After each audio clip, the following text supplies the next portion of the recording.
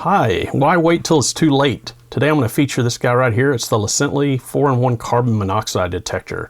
It not only detects carbon monoxide, but also other types of gases that can be flammable, such as like natural gas. So it's 4-in-1, and it literally could save your life someday. I highly recommend getting something like this. Let's check it out. Set up. Just plug it in. That's it. So I was just going to show you a couple of little features here. One, the display shows you your gas levels. Also, it has a temperature inside the house and a nice humidity detector as well. To switch between Fahrenheit and Celsius, you just hold this button down and it changes over to Celsius. And if you notice over to the right, it shows that it's about 57% humidity here in my kitchen. Now I'm going to switch it back over to Fahrenheit.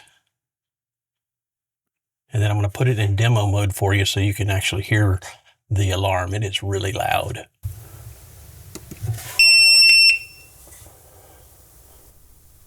It probably didn't come across quite as loud as it should have on video, but trust me, it's very loud.